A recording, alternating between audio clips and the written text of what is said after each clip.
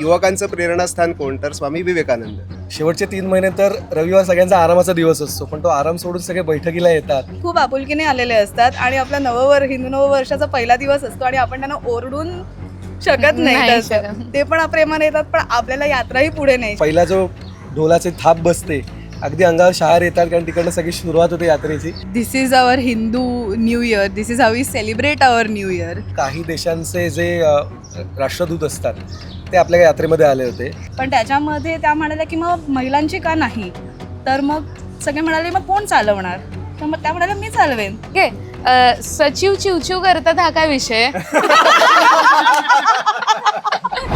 नऊवारी साड्या, डोक्यावरती भगवे फेटे आणि हवेमध्ये दुमदुमणारा ढोल ताशांचा मस्त आवाज. मुंबईच्या गुढीपाडव्याचा आपण जेव्हाही विचार करतो तेव्हा आपल्या डोळ्यासमोर उभी राहते ती गिरगावची स्वागत यात्रा. पण एवढ्या मोठ्या भव्य दिव्य स्वागत यात्रेचं स्वरूप हे काही एका दिवसामध्ये उभं राहत नाही. त्याच्या पाठी असते शेकडो कार्यकर्त्यांची अहोरात्र मेहनत. आज आपण भेटायला आलेलो आहोत अशाच एका मंडळाला ज्यांनी 2003 याची पहिली ठिणगी टाकली, स्वामी विवेकानंद युवा प्रतिष्ठान यांना. तर आज आपण जाणून घेणार आहोत यांच्या आयोजनामागचं इमोशन आणि मॅनेजमेंट. चला, ही जी संकल्पना आहे स्वागत यात्रेची, तर हिचा मुळात जन्म कुठून झालेला आणि तेव्हाच्या सुरुवातीच्या दिवसांबद्दल तुम्ही काय? नववर्ष स्वागत यात्रेतून आपण अनेक युवक युवतींना एकत्र करू शकतो आणि आपल्या संस्कृतीची गुढी त्यांच्या हातात देऊ शकतो. अगदी तुम्ही जर खूप जुने न्यूज आर्टिकल्स वगैरे काढले तर 31 डिसेंबरला विरोध किंवा व्हॅलेंटाईन्स डेला विरोध, आणि तो विरोध कशा प्रकारे होता, जो जरासा हिंसक, ज्याला निगेटिव्ह किनार होती. तर तसं न करता आपली संस्कृती मोठी करून दाखवणं, आपली रेष लांब करणं, हा विचार करून त्यांनी हिंदू नववर्ष स्वागत यात्रा आपण गिरगावात करूया. युवकांचं प्रेरणास्थान कोण? तर स्वामी विवेकानंद. तर स्वामी विवेकानंदांच्या नावाने स्वामी विवेकानंद युवा प्रतिष्ठान या संस्थेची स्थापना केली आणि तेव्हापासून आत्तापर्यंत 24 वर्ष ही अव्याहत हिंदू नववर्ष स्वागत यात्रा सुरू आहे. वा, यात्रा ही शेवटी डेस्टिनेशन झालं, बरोबर. तो शेवटचा एकच दिवस असतो. पण त्या यात्रेची जी तयारी असते 6 महिन्याची, ती जी जर्नी असते, तो जो प्रवास असतो ना, तो फार मजेशीर एनरिच्ड असतो आणि तो फार एक्सपिरियन्स फार महत्त्वाचा असतो. आमची जेवढी टीम आहे, जेवढे कार्यकर्ते आहेत, ते सगळे वर्किंग प्रोफेशनल्स आहेत. काही इंजिनियर्स आहेत, काही डॉक्टर्स आहेत, CA आहेत, CS आहेत, मॅनेजमेंट लेवलला मोठ्या पोस्टवरती आहेत. तर मुलं साधारण 10-10:30 वाजता ऑफिसमधनं येतात. हो. त्याच्यानंतर पहिले आम्हाला भेटतात किंवा ऑफिसमध्ये येतात, कार्यालयावरती येतात, तिकडनं पुढची काय कामं आहेत ती सगळी लाईनं बसतात. शेवटचे 3 महिने तर रविवार सगळ्यांचा आरामाचा दिवस असतो, पण तो आराम सोडून सगळे बैठकीला येतात. गिरगाव सोडून बाहेर रिलोकेट झालेली आहेत, ती अगदी कळंबोली साईडवरनं पण येतात, बापरे. वसई भाईंदरवरनं पण वा. तिकडे बैठकीला येतात. रात्री 9, 9:30, 10, 11 असतात. काही जण अजून स्ट्रेच करतात, त्यांचं फार कौतुक आहे. पण मी जशी जशी याच्यात इन्व्हॉल्व्ह होत गेले ना, तेव्हा कळते की पूर्ण वर्षभर हे यात्रेचं काम चालू असतं, तेव्हा कुठे आपल्याला एवढी यात्रा सुरळीत पार पडताना दिसते. तेव्हाची जी आपली संस्कृती होती किंवा तेव्हा जेवढा प्रतिसाद होता त्याच्यामध्ये आणि आत्तामध्ये किती, म्हणजे कितपत फरक आहे किंवा बदल आहे? तेव्हा त्यांनी म्हणजे लोकांपर्यंत ही स्वागत यात्रा पोचावी म्हणून अगदी सकाळी नरिमन पॉईंटला त्यांनी आदल्या दिवशी जायचे आणि म्हणायचे उद्याचा वॉक सकाळी 8 वाजता फडकेश्री गणपती मंदिरापासून, असे बॅनर घेऊन वगैरे. आता पोचणं खूप सोपं झालंय, सोशल मीडिया आहे आणि ऑलरेडी लोकांना या स्वागत यात्रेबद्दल माहिती आहे. पहिल्यांदा जेव्हा मुलींचं पथक निघालेलं तेव्हा 16 जणींचं पथक होतं. आता ते 300च्या वर, म्हणजे मला वाटतं 600 पर्यंत ते पुढलेत मुलं आणि मुली मिळून. बापरे. तर हा मोठा बदल झालाय. AI चं युग आहे, तर त्यामध्ये ह्या पद्धतीने संस्कृती जपली जाणं किती महत्वाचं आहे? खूप महत्वाचं आहे, कारण का AI म्हणजे आता इन्स्टंट झालंय, त्याचं ना फिलिंग येत नाहीये. जे मंडळ येतात यात्रेमध्ये त्यांचं आपण रजिस्ट्रेशन ऑनलाईन करूया का असा विषय चालू होता. पण मग नंतर असं म्हणजे आता अन्वय दादा वगैरे आहे, चर्चेमध्ये निघालं की नाही, मंडळांना आपण जाऊनच भेटलं पाहिजे, म्हणजे त्यामुळे त्यांचं भेटणंही होणार, त्यांचं इन्व्हॉल्वमेंट होणार आणि मग असं म्हणू शकतो की ती संस्कृती सुद्धा जपली जाणार, म्हणजे भेटायची हो. असू दे. कारण का मग नुसतं ऑनलाईन केलं की लोक सोडून देतात. तुमची ही जी संपूर्ण व्यवस्था आहे त्याच्यामध्ये सुद्धा बऱ्याच महिला आहेत, तर म्हणजे हे तुम्ही कसं केलं? इकडचं कल्चर पण असं आहे की घरून सुद्धा त्याला पाठिंबा मिळतो. यात्रा प्रमुख हा एक पुरुष आहे, मुलगा आहे. यात्रा सहप्रमुख ही महिला आहे. कधीतरी ती यात्रा प्रमुख पण असते. सो असं कधी आम्ही कधी डिफरन्शिएट कधी केलंच नाही. म्हणजे आई वडिलांना माहिती आहे की ही कोणाबरोबर आहे, बरोबर. म्हणजे कुठल्या प्रकारचे लोक आहेत, कुठे काम करतात आणि हे प्रतिष्ठानचे लोक काय काम करतात हे त्याच्यामुळे खूप त्यांना माहिती आहे. त्यामुळे ते म्हणतात की प्रतिष्ठान बरोबर आहेस ना, मग ठीक आहे. खूप नैसर्गिकरित्या अनेक विद्यार्थिनी आपल्याशी जोडल्या जातात, अनेक महिला आपल्याशी जोडल्या जातात आणि आपल्या कार्यकारिणीत सुद्धा बऱ्याच महिला आहेत. उशीर जरी झाला तरी सर्व दादा आम्हाला सोडायला येतात, ते खूप मेन असतं. तर आदिशक्ती पथकाची सुरुवात अशी झाली होती की संपदा मुकादम म्हणून आहेत आपल्या माजी कार्याध्यक्ष, त्यांनी इनिशियली एकदम सुरुवातीच्या काळामध्ये जे बाईक रॅली ठरलीच होती, पण त्याच्यामध्ये त्या म्हणाल्या की मग महिलांची का नाही. तर मग सगळे म्हणाले मग कोण चालवणार, तर मग त्या म्हणाल्या मी चालवेन. आणि मला काय नेसणार, म्हणजे नऊवारी नेसेन. आणि मग त्या पहिल्या वर्षी त्या नेतृत्व करत होत्या. वा. आणि पाठी सगळे युवा शक्ती पथक होतं आणि तो फोटो पहिल्या वर्षी आपला टाइम्सच्या लंडन एडिशनमध्ये आला होता. तर म्हणजे कुठलाही विषय जर का मांडला तर तू बाई आहेस म्हणून तू करायचं नाही किंवा असं इथे काहीच नाही आहे. आणि ह्याच्या बियॉन्ड जाऊन बघायचं असेल तर प्रत्येक यात्रेमध्ये जेवढी मंडळं सहभागी होतात, ढोल पथक असून दे, ध्वजपथक असून दे किंवा लाठीकाठी आहे, प्रत्येक ह्याच्यात महिला सहभागी होताना दिसतात आणि बऱ्याच मंडळांच्या मुख्यही महिला आहेत. ही जी प्रत्येक वर्षीची संकल्पना आहे, तर असं एखाद्या वर्षी अशी वेगळी थीम होती का की जी तुमच्या अजून पण खूप छान आठवणीत? माया मराठी अभिजात मराठीवरचे सगळे एकूणच आपले चित्ररथ होते आणि ती संकल्पना आमच्या ब्लाऊजच्या पाठी गिरगावचा पाडवा असं लिहून घेतलं होतं प्रत्येकीने आणि एक शेला केला होता ज्याच्यावर आम्ही हे पूर्ण स्लोगन लिहिली होती अरे वा. की मातृभाषेला घालूसात माय मराठी अभिजात. मी यात्रा प्रमुख होतो तेव्हा स्त्री शक्ती अपरंपार वा. आम्ही एक जी संकल्पना होती ज्योतीने तेजाची आरती, ती फार अगदी क्रिटिकल माहिती हसतायत त्याच्यावरच तुम्हाला कळेल. ती संकल्पना जी आम्ही डिफाईन केली होती ना, ती आम्हाला फार एक्सप्लेन करायला लागायची, उलगडायला लागायची. पण मग काय होती ही संकल्पना?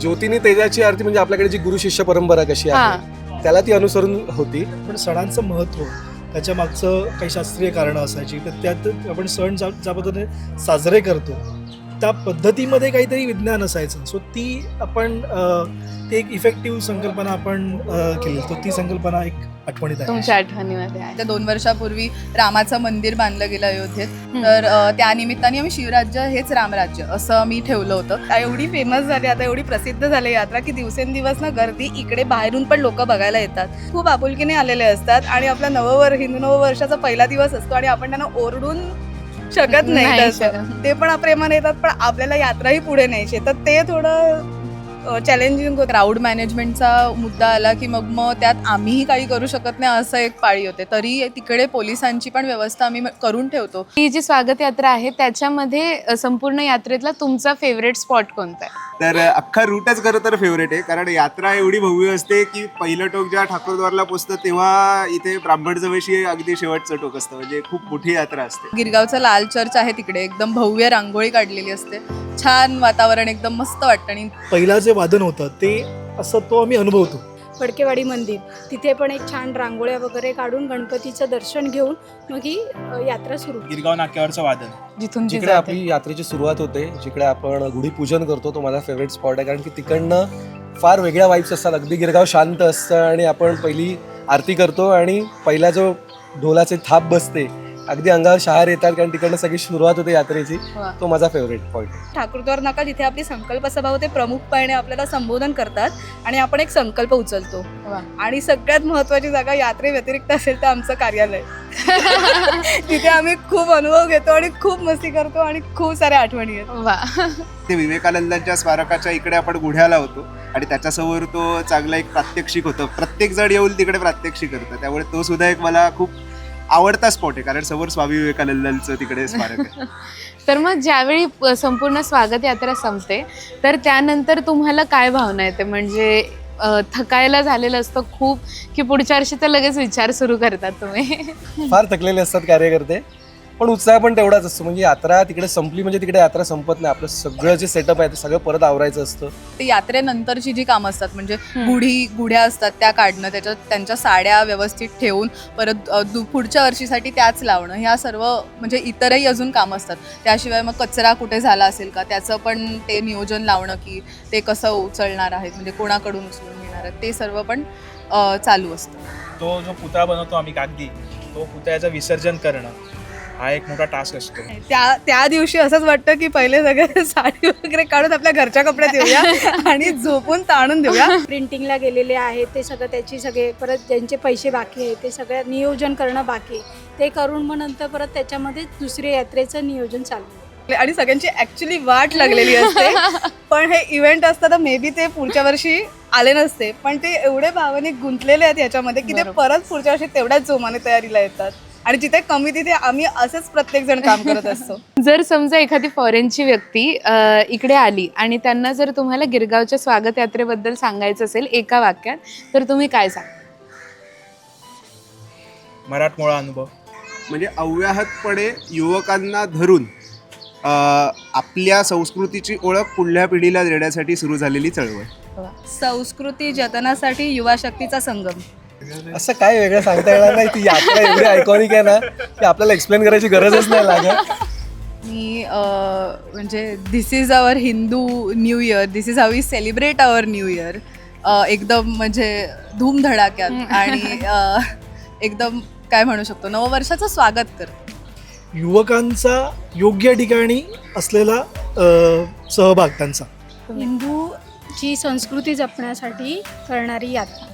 काही देशांचे जे राष्ट्रदूत असतात ते आपल्या यात्रेमध्ये आले होते आणि आम्हाला अगदी त्यांना काही एक्सप्लेन करायची गरजच नाही वाटली. त्यांनी एवढ्या एक्स्ट्रीम लेवलला जाऊन एन्जॉय केली नाही यात्रा. म्हणजे ते यात्रा मार्गावर येऊन फोटो काढत होते, त्यांनी ढोल वाजवले आणि सगळी यात्रा एन्जॉय केली आणि त्यांना त्या प्रत्येक गोष्टीतली संकल्पना कळत होती. म्हणजे जरी आम्ही ती संकल्पना नाही सांगितली यात्रेची तरी त्या चित्ररथातून त्यांना ती जाणवत होती. आता अजून एक, ढोल की ताशा? ढोलच. ढोल. ढोल. मी पण ढोल. ढोल. ताशा. ढोल. नाही, मला असं वाटतं की ढोल बीट देण्याकरता असतो. म्हणजे मी तबला वाजवतो त्यामुळे लेहऱ्याचं काम जे असतं ते ढोल करतो, पण जे मेन वाद्य आहे ते ताशाच आहे, कारण त्याच्यावर ते सगळं वेगवेगळ्या बीटमध्ये वाजवलं जातं.